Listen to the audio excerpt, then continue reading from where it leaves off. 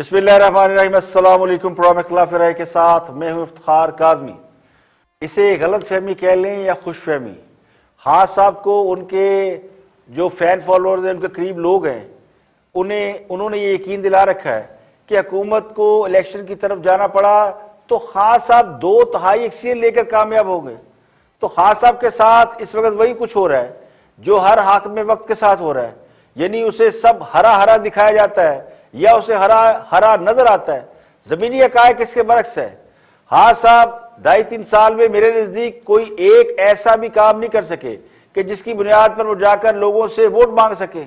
एहतसाब वो नहीं कर सके, रिफॉर्म्स वो नहीं ला सके, मुईशत उनसे ठीक नहीं हो सकी। वो कहते हैं ना, पल्ले नहीं तेला ते कर दी मेला मेला। तो नए इलेक्शन तो दूर की बात है, अगर खास साहब हुकूमत में होते हुए सारी ताकत रखने के बावजूद बाई इलेक्शन में मार खा सकते हैं या मार खा रहे हैं, तो उन्हें इसी से अंदाजा होना चाहिए कि उनकी हुकूमत या वो खुद कितने पानी में है। वैसे भी 2 थ्योरियां बड़ी देर से चल रही हैं। एक थ्योरी तो ये कि खास साहब असम्बलियां तोड़ देंगे और ये कि वो नए इलेक्शन की तरफ जाएंगे।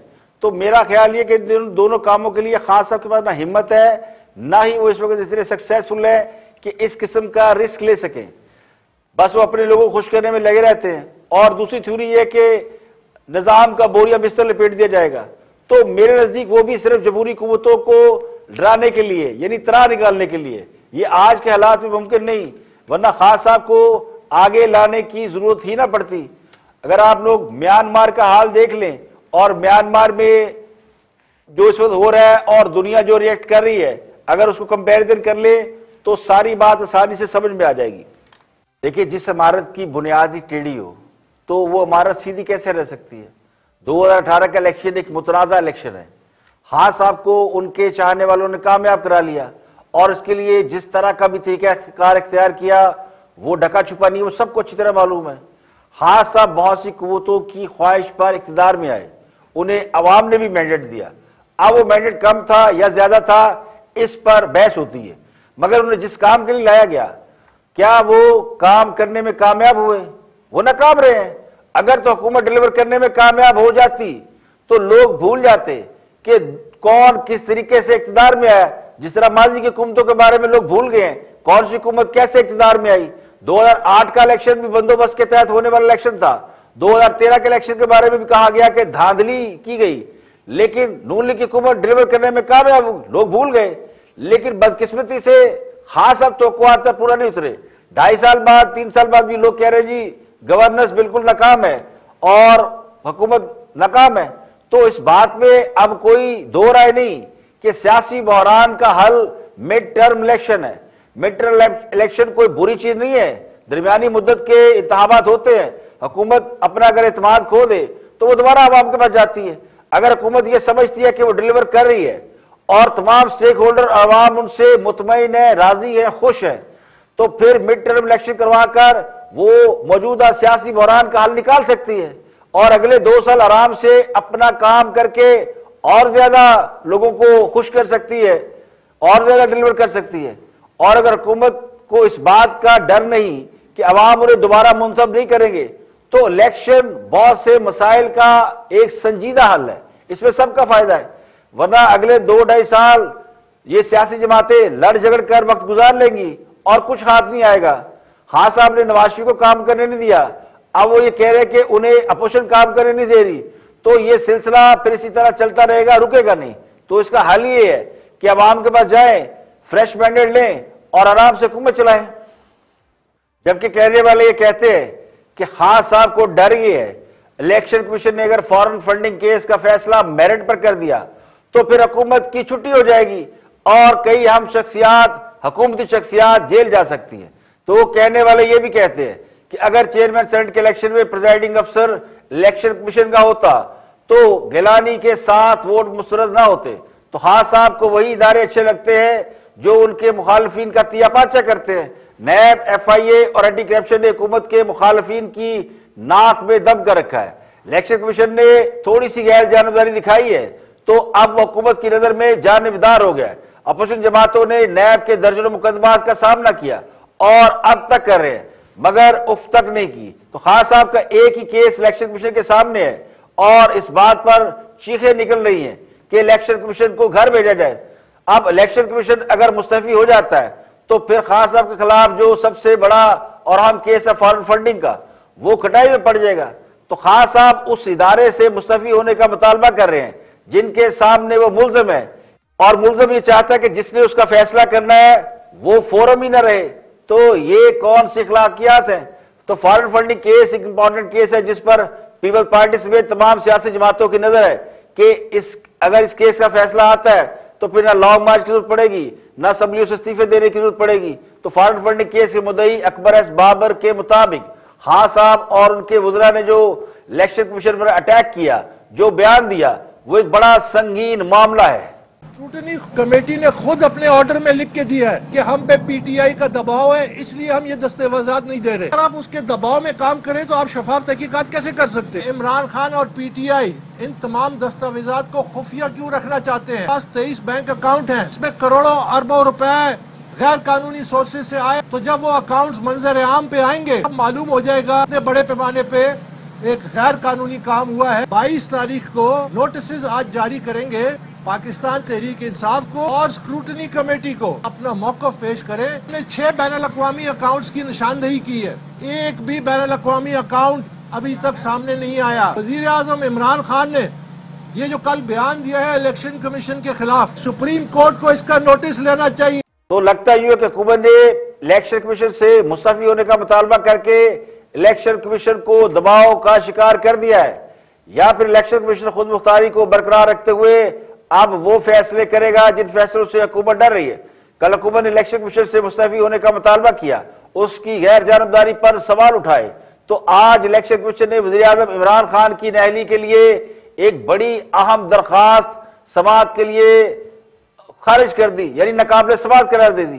पीपल्स पार्टी ने सेनेट इंतखाबात से कबल खवातीन अरकान असम्बली को फंड देने के वज़ीर आज़म के ऐलान को सियासी रिश्वत करार दिया था। खान साहब ने खवातीन को सेनेट इलेक्शन से पहले फंड दिए। इसे आर्टिकल 181 की खिलाफ वर्जी और कोड ऑफ कंडक्ट की खिलाफ वर्जी कहा जाता है, और ये इलेक्शन कमीशन की तौहीन के जुमरे में आता है जिसकी सजा 3 साल और 1 लाख तक जुर्माना है।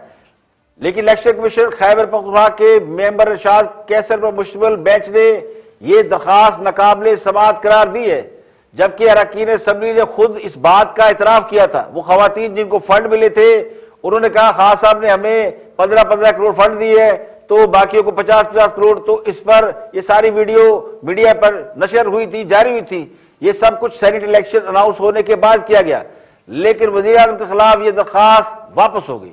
अब दूसरा बड़ा मामला डस्का में बाई इलेक्शन का है, जिसमें सुप्रीम कोर्ट ने इलेक्शन कमीशन के फैसले को बरकरार रखा है, लेकिन साथ ही साथ ये कह दिया है कि हल्के में अमन व ईमान बरकरार रखने के लिए फौज को तैनात न करना ये इलेक्शन कमीशन की नाकामी है, जिसका मतलब ये लिया जा रहा है कि हो सकता है ज़िमनी इलेक्शन अब फौज की निगरानी में हो।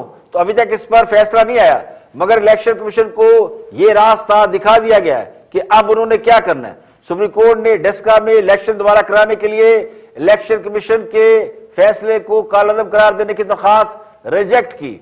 तो एक बात तो साफ जाहिर है कि इलेक्शन कमीशन पर दबाव डाला जा रहा है, या इलेक्शन कमीशन किसी किस्म का दबाव ले रहा है कि वो भी उसी तरह अच्छे बच्चों की तरह काम करे जिस तरह नैब, FIA और एंटी करप्शन कर रहे हैं, और हुकूमत के मुखालिफिन की ऐसी तैसी फेर रहे हैं। तो इलेक्शन कमीशन कौन सी खुद मुख्तारी लिए फिर रहा है? अगर इलेक्शन कमीशन इसी तरह आजादाना खुद मुख्ताराना तरीके से काम करता रहा तो फिर हुकूमत के लिए खतरा बन जाएगा। अब पता नहीं इलेक्शन कमीशन ने यह दबाव लिया है या नहीं लिया, लेकिन एक और अहम बात यह कि फॉरेन फंड केस की समाअत 22 मार्च तक मुलतवी कर दी है, जिसका मतलब यह है कि मामला जो भी हैं उन्हें ठंडा रखने की कहीं ना कहीं कोशिश हो रही है। साड़ी बारी आई तो कुग्गू रो पिया। हुकूमत ने इलेक्शन कमीशन से मुस्तफी होने का मुतालबा कर दिया।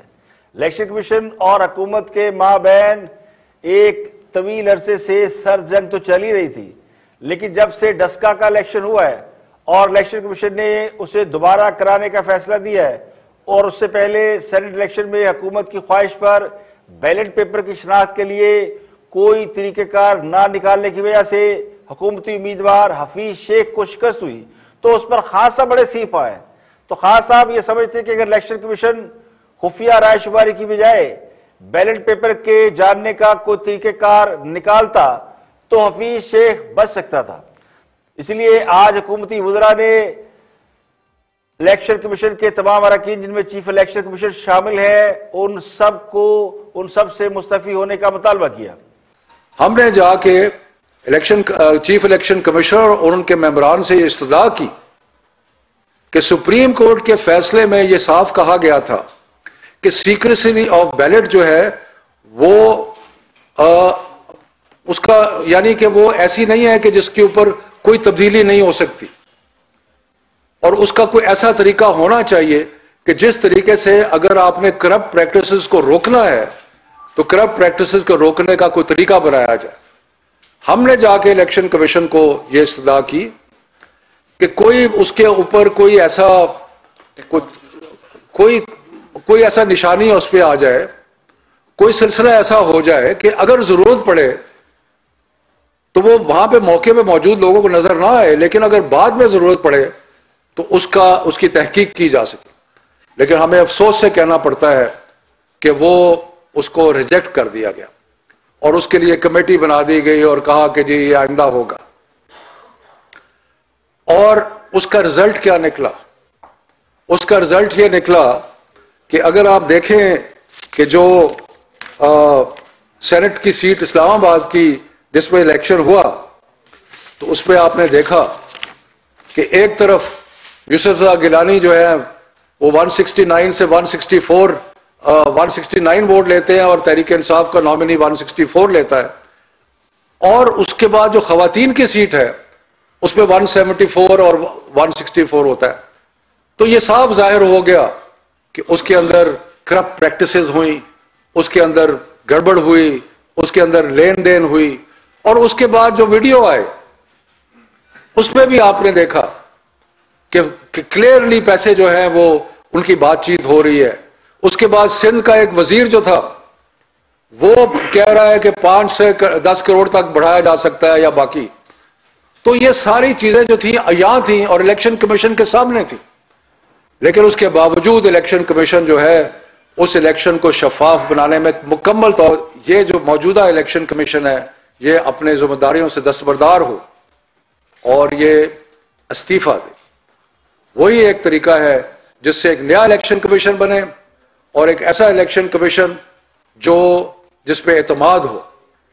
और हमें इंश्योर करना चाहिए उस इलेक्शन कमीशन को और हम सबको मिलके कि जो भी आइंदा इलेक्शन हो वो ये कहते हैं कि हुकूमत को मशवरा दिया गया था कि इलेक्शन कमीशन के खिलाफ रेफरेंस भेज दे चीफ इलेक्शन कमीशन के खिलाफ, लेकिन जाहिर है उसमें हुकूमत की सुबकी होती है। अब चीफ इलेक्शन कमीशन के खिलाफ हुकूमत रेफरेंस तो नहीं भेज रही, लेकिन पूरे इलेक्शन कमीशन को बुलडोज करने का मुतालबा कर दिया गया है। और ये पहली हुकूमत है जो अपने ही इलेक्शन कमीशन को बुलडोज करने या उनसे रिजाइन करने के लिए कह दी। पाकिस्तान की तारीख में बहुत कम ऐसे वाकयात हुए हैं। वो हुकूमत जो ये हमेशा ऐलान करती रही कि वो इदारों के पीछे खड़ी है, इदारों के फैसलों को मानती है और इदारों को इज्जत देती है, आज वही एक इदारे के तमाम अरकान से, एक नहीं चीफ इलेक्शन कमीशन समेत पूरे इलेक्शन कमीशन से ये मुतालबा किया जा रहा है कि वो इस्तीफा दे दे। और इस वजह से इस्तीफा दे दे कि उन्होंने हुकूमत की ख्वाहिश पूरी नहीं की। हालांकि सुप्रीम कोर्ट के अंदर इलेक्शन कमीशन जब गया था और सुप्रीम कोर्ट ने खुफिया रायशुमारी के खिलाफ फैसला दिया था, उसके बाद सुप्रीम कोर्ट ने इलेक्शन कमीशन को यह डायरेक्टिव दिया था कि वो कोई ऐसा मैकेनिज्म बनाए जिससे ये पता चल सके कि किसने किसको वोट दिया, और ये खुफिया रायशुमारी की रूह के खिलाफ था। तो इलेक्शन कमीशन ने इस राय को रद्द नहीं किया, लेकिन चूंकि वक्त कम था, एक दिन पहले कोर्ट का फैसला आया और 2 दिन बाद या 1 दिन बाद इलेक्शन थे, तो इलेक्शन कमीशन ने यह कहा कि वो इस राय को मानते इसके लिए इंतजाम करेंगे, लेकिन ये इलेक्शन पुराने तरीकेकार के मुताबिक ही होंगे।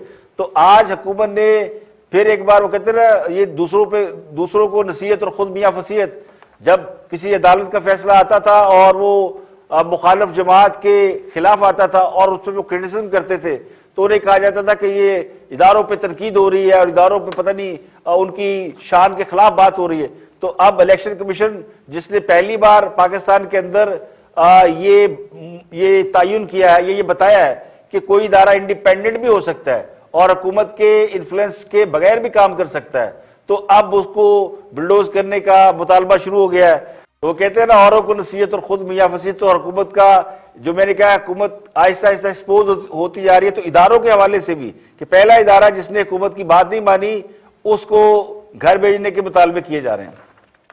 यहाँ पे लेके एक ब्रेक, और ब्रेक के बाद वापस आएंगे और भी हम मौजूद आपके साथ शेयर करेंगे। हमारे साथ रहिएगा।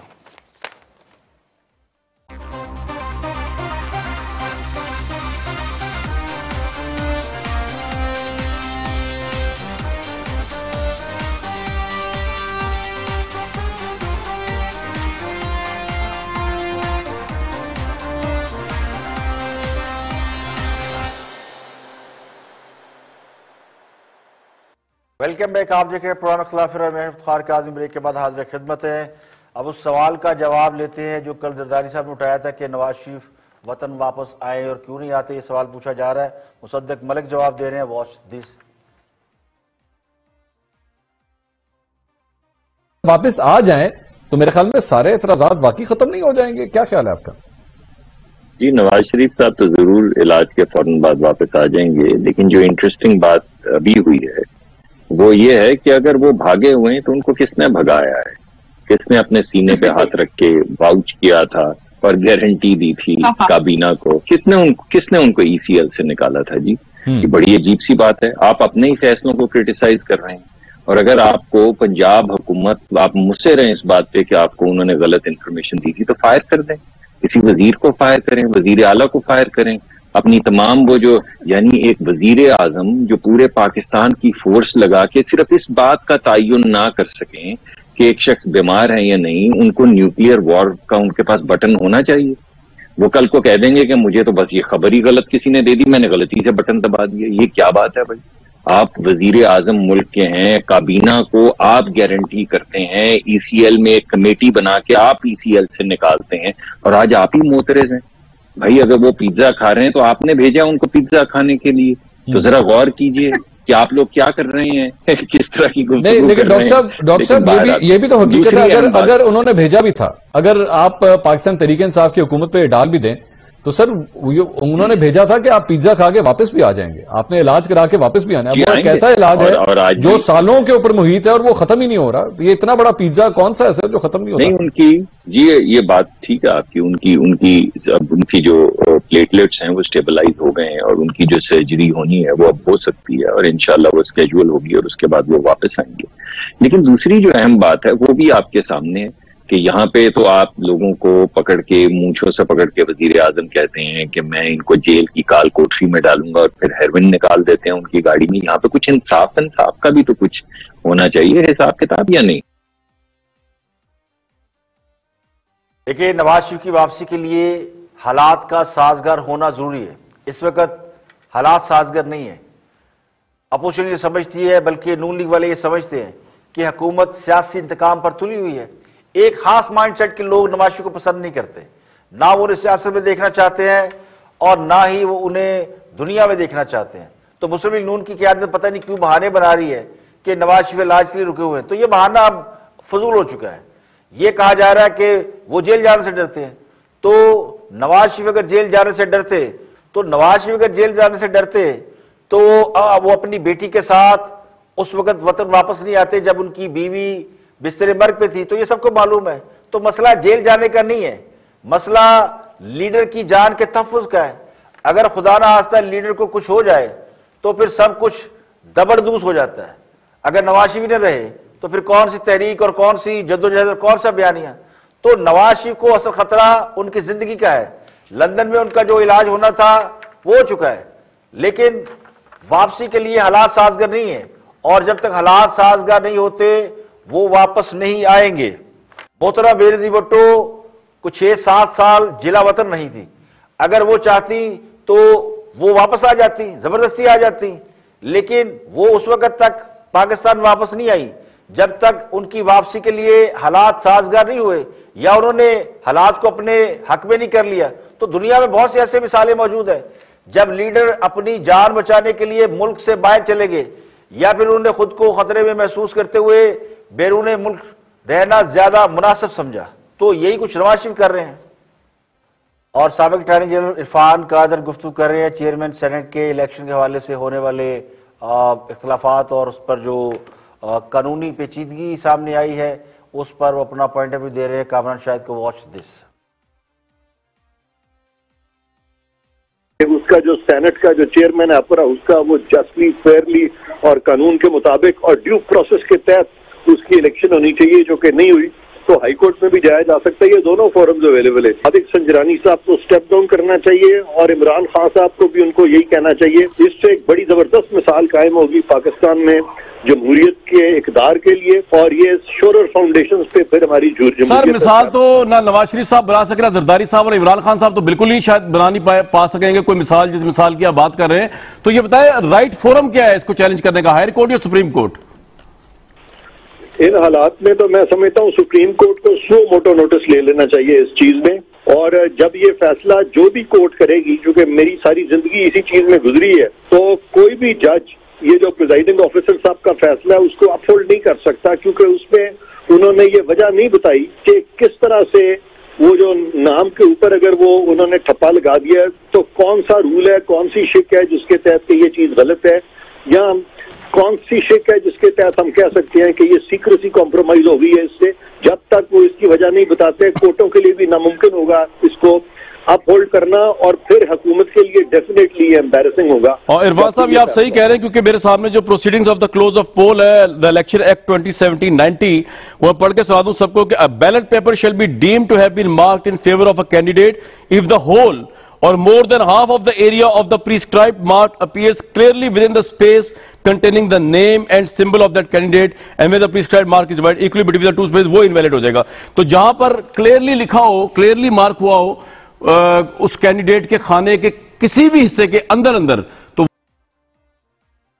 देखिए पूरे पाकिस्तान को इस बात का इल्म है कि हुकूमत ने चेयरमैन सेनेट का इलेक्शन जीता नहीं बल्कि छीना है, और ताकत से छीना है। तो ताकतवरों को काम यही है कि वक्त आने पर ताकत दिखाए, वरना उन्हें ताकतवर कौन मानेगा। तो किसी को क्या जरूरत पड़ी है कि वो इस पर आज खुद नोटिस ले। वैसे भी आज खुद नोटिस का दौर मुस्लिम लीग नून और पीपल पार्टी की हुकूमत में जोरों पर होता है। इन्हीं के दौर में जुडिशियल एक्टिविज्म सामने आया, जिसकी बड़ी बड़ी और वाज़ेह मिसालें आज भी दी जाती हैं। तो हमारे यहाँ इंसाफ के इदारे भी उस वक्त जागते हैं जब उन्हें जागने के लिए कहा जाए, वरना यूं ही काम चलता रहता है। और यह तो रखना कि इस मामले में खास साहब किसी किस्म की हाई मॉरल ग्राउंड लेंगे और अपने संजरानी को स्टेप डाउन करा लेंगे, ये नामुमकिन सी बात है। इतनी बदनामी इस बात के लिए तो सही नहीं जा रही कि अपनी जीत को प्लेट में रखकर सरेंडर कर दिया जाए।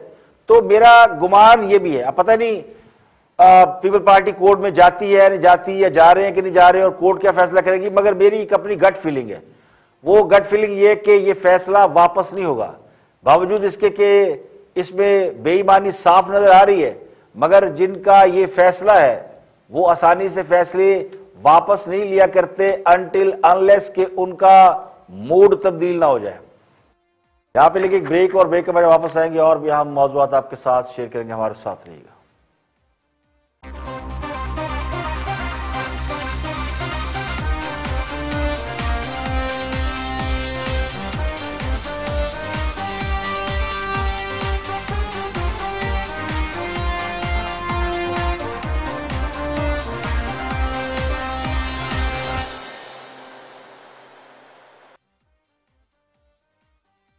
Welcome back. आप देख रहे हैं प्रोग्राम इख्तिलाफ राय और मैं इफ्तिखार काज़िम। ब्रेक के बाद हाजिर खिदमत आगे बढ़ते हैं और गुफ्तगू कर रहे हैं तजिया निगार इरशाद भट्टी। देखते हैं कि वो क्या फरमाते हैं। Watch this. बिला फजूल प्रेस कॉन्फ्रेंस से कर रहे हैं, लेकिन अगर हुकूमत जीत गई तो क्या मतलब लेंगे भट्टी साहब? अच्छा, सबसे पहले तो ये है कि पीपल्स पार्टी और डिक्लेयर कर लेते हैं कि पीपल्स पार्टी मुस्लिम लीग नून इखलाकियात का जनाजा निकाल दिया, बुरे थे, करप्ट थे, सारा कुछ था, रद्द हो गए, कंडम हो गए, सिस्टम से बाहर चले गए, उनकी ना माने।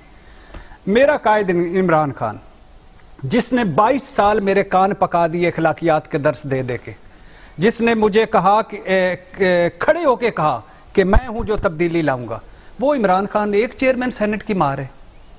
आज मुझे इमरान खान साहब को देखने के लिए ऊपर नहीं देखना पड़ता, आज सामने भी नहीं देखना पड़ता। देखना पड़ता है। आज मुझे इमरान खान, मैं नई लफ्ज इस्तेमाल करना चाहता, ये इमरान खान साहब थे, ये तब्दीली ना लेने, और ये सारे जीत जाते। वजारत उज़्मा चली जाती, तारीख की राइट साइड पे इमरान खान खड़ा होता, मैं खुश होता। वजारत उज़्मा फेंक के चला जाता, कहता ये पड़ी हुई है, ले लो जाके, बन जाओ वजीर। वो इमरान खान तो हमारे कायदे आज़म मोहम्मद अली जिन्नाह और आधा खादा भुट्टो, उसके बाद तो एक ही जेन्युइन देखिए, खान साहब ने उन्हें तो मायूस किया ही है, जिन्हें खान साहब से पहले से कोई उम्मीद नहीं थी, लेकिन उन्हें बहुत ज्यादा मायूस किया जो उनसे बहुत ज्यादा उम्मीदें लगाए बैठे थे, जो ये समझते थे कि खां खुदकुशी कर लेगा मगर IMF के पास नहीं जाएगा। खान साहब ने वो भरोसा भी तोड़ा है जो ये समझते थे कि खान साहब असूलों पर समझौता नहीं करेंगे, वजारत उज़्मा को ठोकर मार देंगे। तो खान साहब ने उनको भी बता दिया कि ये वजारत उज़्मा मजाक नहीं है, ऐसे नहीं मिल जाती, ना ही जज्बात में आकर ये कुर्बान की जा सकती है। खुद को तारीख की राइट साइड खड़ा करने का लारा देकर खान साहब ने 2.5 साल में 250 यू टर्न लिए, लेकिन फिर भी लोग इनके साथ खड़े रहे कि खान डटकर खड़ा है। लेकिन जो अभी सब कुछ हुआ है, बाई इलेक्शन, फिर सेनेट का इलेक्शन, इस सब ने खान साहब का भरम खोल कर रख दिया है कि खान साहब इक़्तिदार के लिए हर वो काम कर सकते हैं जिसे लोग नामुनासिब समझते हैं। प्रिजाइडिंग अफसरान की गुमशुदगी से लेकर धमकियां और खुफिया कैमरों के नस्ब करने तक लेकर ये सारे मामला ने बहुत से चेहरों पर से पड़े निकाब उठा दिए। तो खान साहब के मानने वाले ये समझते हैं कि खान साहब का असल क्रेडिट तो ईमानदारी और अखलाकियात है, लेकिन लगता यूं है कि अब वो गलत फहमी भी दूर हो गई है। तो इक़्तिदार का नशा और खुमार ऐसा ही होता है कि इसके सामने हर चीज घटिया और डिस्क्रेडिट नजर आती है। आज के लिए इतने, कल फिर हाजिर होंगे मजीद खबरों, तबसर तस्वीरों के साथ। प्रोग्राम खिलाफ राय से इफ्तिखार काज़मी को इजाजत दे। अपना बहुत बहुत ख्याल रखिएगा।